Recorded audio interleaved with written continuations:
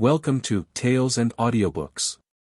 Before we begin, don't forget to subscribe, like, and hit the notification bell so you never miss a classic mystery audiobook. If you love Sherlock Holmes, Agatha Christie, timeless detective stories, Rabindranath Tagore and Indian tales, you're in the right place.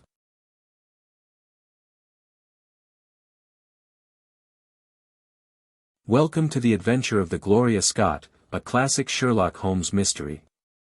Join us as we explore mystery, deduction, and the brilliant mind of the world's greatest detective. Narrated by Dr. John Watson, Holmes's trusted companion. The story begins now. The Adventure of the GLORIA Scott. I have some papers here, which I really think, Watson, that it would be worth your while to glance over. These are the documents in the extraordinary case of the GLORIA Scott, and this is the message which struck Justice of the Peace Trevor dead with horror when he read it. He had picked from a drawer a little tarnished cylinder, and, undoing the tape, he handed me a short note scrawled upon a half-sheet. Said my friend Sherlock Holmes, as we sat one winter's night on either side of the fire. I had often endeavored to elicit from my companion what had first turned his mind in the direction of criminal research, but had never caught him before in a communicative humor. Now he sat forward in this armchair and spread out the documents upon his knees. Then he lit his pipe and sat for some time smoking and turning them over. He asked. He was the only friend I made during the 2 years I was at college. I was never a very sociable fellow, Watson, always rather fond of moping in my rooms and working out my own little methods of thought, so that I never mixed much with the men of my year. Bar fencing and boxing I had few athletic tastes, and then my line of study was quite distinct from that of the other fellows, so that we had no points of contact at all. Trevor was the ONL. You never heard me talk of Victor Trevor. It was a prosaic way of forming a friendship, but it was effective. I was laid by the heels for 10 days, but Trevor used to come in to inquire after me. At first it was only a minute's chat, but soon his visits lengthened, and before the end of the term we were close friends. He was a hearty, full-blooded fellow, full of spirits and energy, the very opposite to me in most respects, but we had some subjects in common, and it was a bond of union when I found that he was as friendless as I. Final. There had been a daughter, I heard, but she had died of diphtheria while on a visit to Birmingham. The father interested me extremely. He was a man of little culture, but with a considerable amount of rude strength, both physically and mentally. He knew hardly any books, but he had traveled far, had seen much of the world, and had remembered all that he had learned. In person he was a thick-set, burly man with a shock of grizzled hair, a brown, weather-beaten face, and blue eyes which were keen. One evening, shortly after my arrival, we were sitting over a glass of port after dinner, when young Trevor began to talk about those habits of observation and inference which I had already formed into a system, although I had not yet appreciated the part which they were to play in my life. The old man evidently thought that his son was exaggerating in his description of 1 or 2 trivial feats which I had performed. I fear there is not very much, I answered. I might suggest that you have gone about in fear of some personal attack with the last 12 months. The laugh faded from his lips, and he stared at me in great surprise. Come, now, Mr. Holmes, said he, laughing good-humoredly. I'm an excellent subject, if you can deduce anything from me. You have a very handsome stick, I answered. By the inscription I observed that you had not had it more than a year.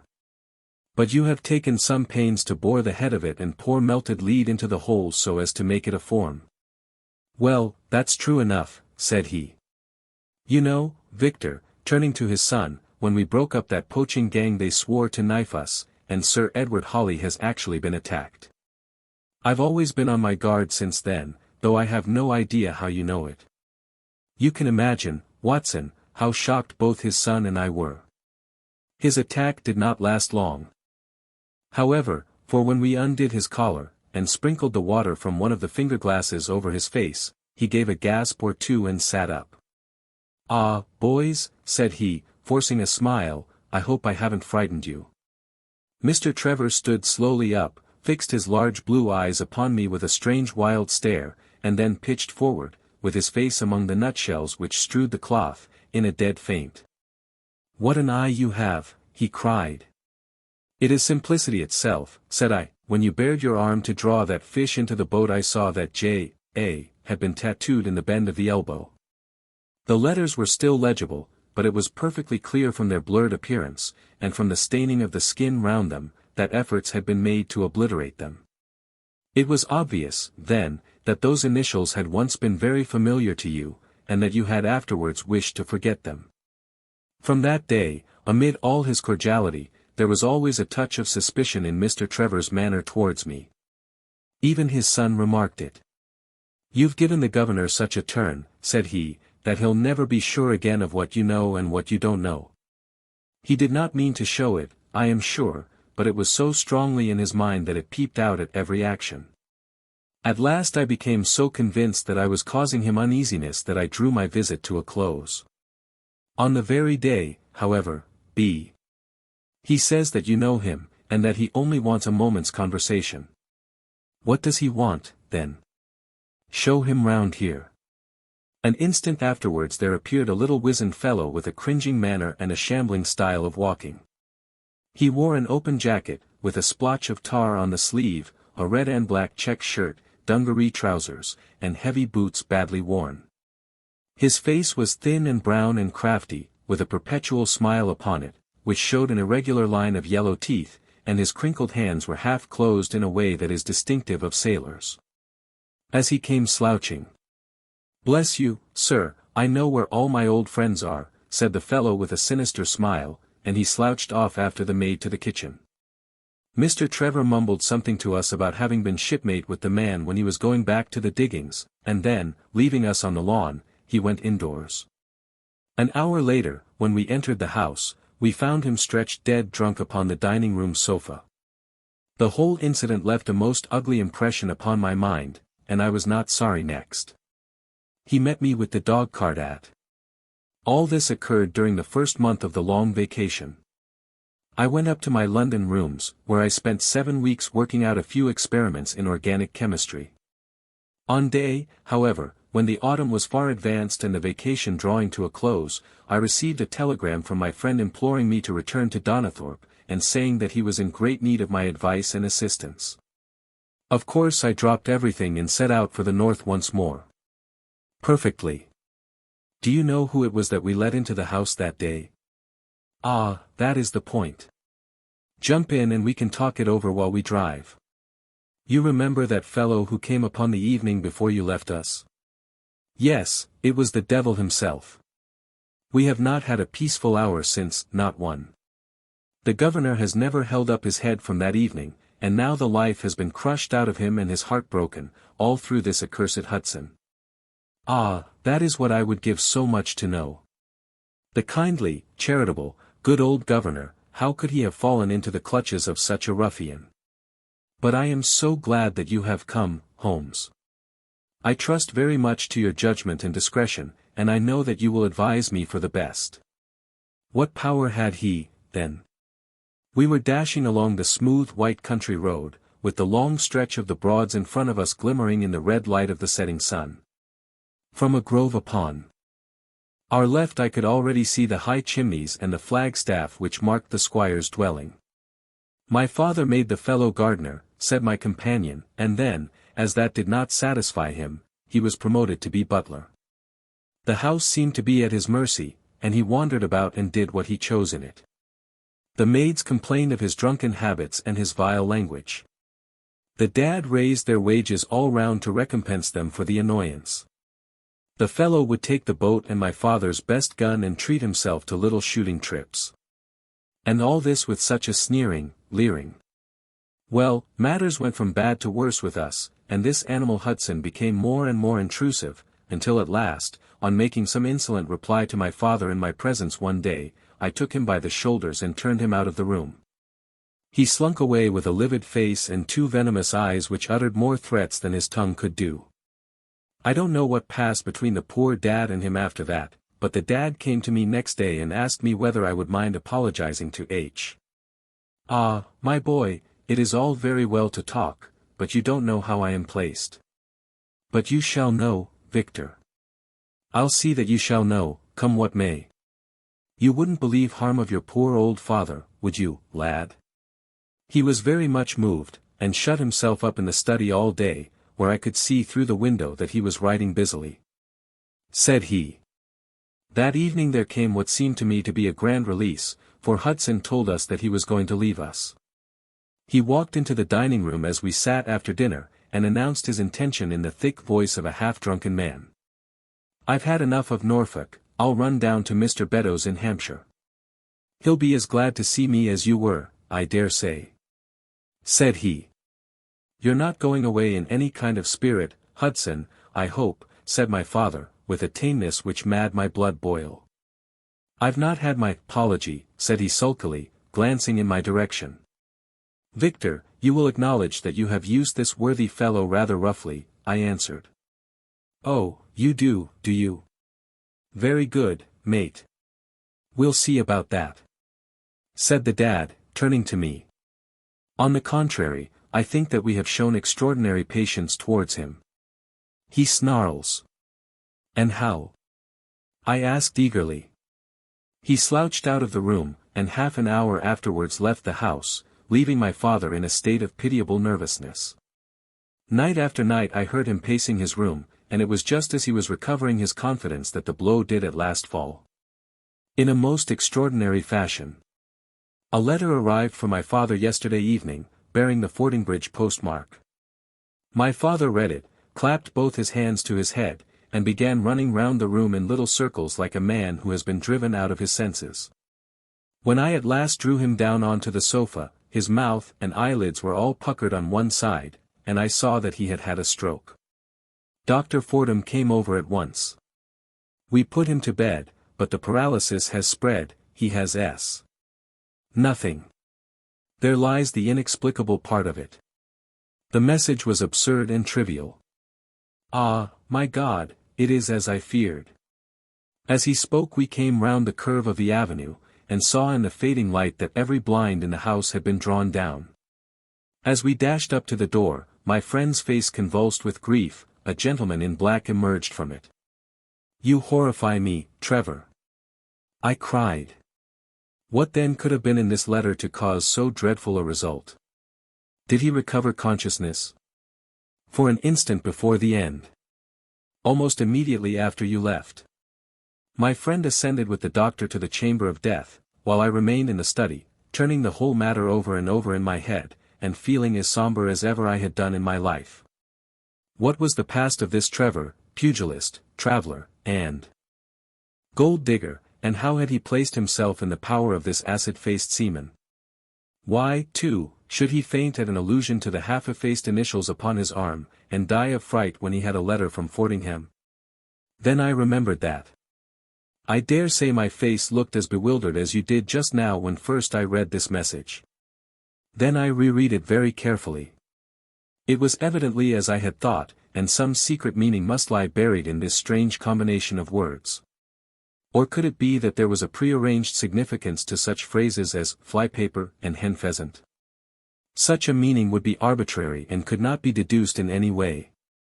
And yet I was loath to believe that this was the case, and the presence of the word. It was short and terse, the warning, as I now read it to my companion, the game is up. Hudson has told all. Fly for your life. And then in an instant the key of the riddle was in my hands, and I saw that every third word, beginning with the first, would give a message which might well drive old Trevor to despair. Then it is undoubtedly from him that the note comes, said I. It only remains for us to find out what this secret was which the sailor Hudson seems to have held over the heads of these two wealthy and respected men. Alas, Holmes, I fear that it is one of sin and shame, cried my friend. But from you I shall have no secrets. Here is the statement which was drawn up by my father when he knew that the danger from Hudson had become imminent. I found it in the Japanese cabinet, as he told the doctor. Take it and read it to me, for I have neither the strength nor the courage to do it myself. These are the very papers, Watson, which he handed to me, and I will read them to you, as I read them in the old study that night to him. They are endorsed outside, as you see, some particulars of the voyage of the bark GLORIA Scott, from her leaving Falmouth on the October 8, 1855, to her destruction in N, lat 15 degrees 20 minutes, W, long 25 degrees 14 minutes on November 6. It is in the form of a letter, and runs in this way. My dear, dear son, now that approaching disgrace begins to darken the closing years of my life, I can write with all truth and honesty that it is not the terror of the law, it is not the loss of my position in the county, nor is it my fall in the eyes of all who have known me, which cuts me to the heart, but it is the thought that you should come to blush for me, you who love me and who have seldom, I hope, had reason to do other than respect me. But if the blow falls which is forever hangen. If then your eye goes on to read this line, I know that I shall already have been exposed and dragged from my home, or as is more likely, for you know that my heart is weak, by lying with my tongue sealed forever in death. In either case the time for suppression is past, and every word which I tell you is the naked truth, and this I swear as I hope for mercy. My name, dear lad, is not Trevor. I was James Armitage in my younger days, and you can understand now the shock that it was to me a few weeks ago when your college friend addressed me in words which seemed to imply that he had surprised my secret. As Armitage it was that I entered a London banking house, and as Armitage I was convicted of breaking my country's laws, and was sentenced to transportation. Do not think very harshly of me, laddie. It was a debt of honor, so called, which I had to pay. It was the year 55 when the Crimean War was at its height, and the old convict ships had been largely used as transports in the Black Sea. The government was compelled, therefore, to use smaller and less suitable vessels for sending out their prisoners. The GLORIA Scott had been in the Chinese tea trade, but she was an old-fashioned, heavy-bowed, broad-beamed craft, and the new clippers had cut her out. She was a 500-ton boat, and besides her 38 jailbirds, she carried 20. The partitions between the cells of the convicts, instead of being of thick oak, as is usual in convict ships, were quite thin and frail. The man next to me, upon the aft side, was one whom I had particularly noticed when we were led down the quay. He was a young man with a clear, hairless face, a long, thin nose, and rather nutcracker jaws. He carried his head very jauntily in the air, had a swaggering style of walking, and was, above all else, remarkable for his extraordinary height. I dawn. Ha, ha. You remember my case? Said he proudly. Very well, indeed. Then maybe you remember something queer about it. What was that, then? So it was said. I'd had nearly $250,000, hadn't I? What are we to do, then? Said he. But they are armed, said I. I asked. What do you think? We'll make the coats of some of these soldiers redder than ever the tailor did. And so shall we be, my boy. There's a brace of pistols for every mother's son of us, and if we can't carry this ship, with the crew at our back, it's time we were all sent to a young Mrs. boarding school. You speak to your mate upon the left tonight, and see if he is to be trusted. I did so, and found my other neighbor to be a young fellow in much the same position as myself, whose crime had been forgery. His name was Evans, but he afterwards changed it, like myself, and his is now A.R. From the beginning there was really nothing to prevent us from taking possession of the ship. The crew were a set of ruffians, specially picked for the job. The sham chaplain came into our cells to exhort us, carrying a black bag, supposed to be full of tracts, and so often did he come that by the third day we had each stowed away at the foot of our beds a file, a brace of pistols, a pound of powder, and 20 slugs. 2 of the warders were agents of Prendergast, and the second mate was his R. One evening, about the 3rd week after our start, the doctor had come down to see one of the prisoners who was ill, and putting his hand down on the bottom of his bunk he felt the outline of the pistols. If he had been silent he might have blown the whole thing, but he was a nervous little chap, so he gave a cry of surprise and turned so pale that the man knew what was up in an instant and seized him. He was gagged before he could give the alarm, and tied down upon the bed. He had unlocked Th. The stateroom was next the cabin, and we flocked in there and flopped down on the settees, all speaking together, for we were just mad with the feeling that we were free once more. There were lockers all round, and Wilson, the sham chaplain, knocked one of them in, and pulled out a dozen of brown sherry.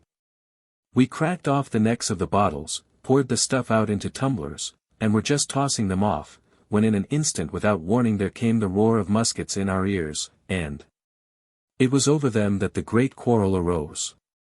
There were many of us who were glad enough to win back our freedom, and yet who had no wish to have murder on our souls.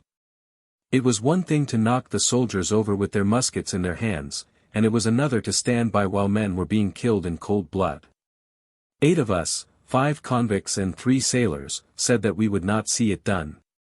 But there was no moving Prendergast and those who were with him. Our only chance of safety lay I.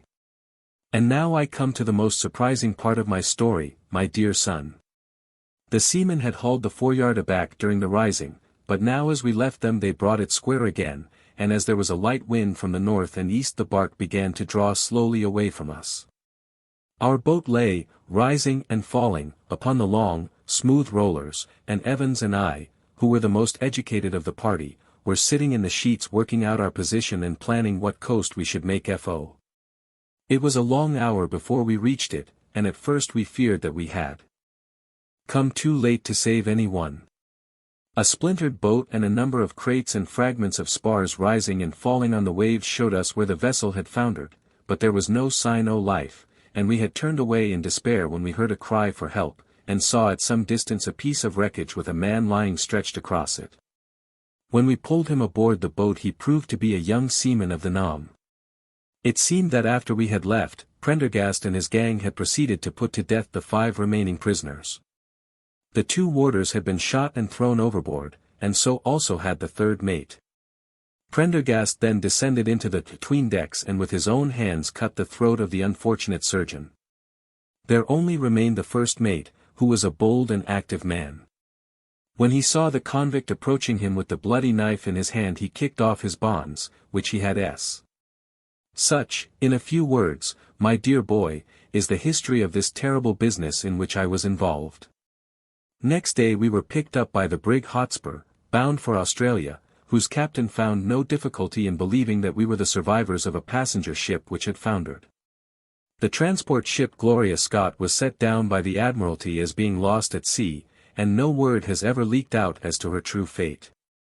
After an excellent voyage the Hotspur landed us at Sydney, where Evans and I. That was the narrative which I read that night to young Trevor, and I think, Watson, that under the circumstances it was a dramatic one. The good fellow was heartbroken at it, and went out to the Terai tea planting, where I hear that he is doing well. As to the sailor and Beddoes, neither of them was ever heard of again after that day on which the letter of warning was written.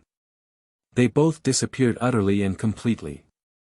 No complaint had been lodged with the police, so that Beddoes had mistack. Hope you enjoyed the story and tell us what you want to hear next.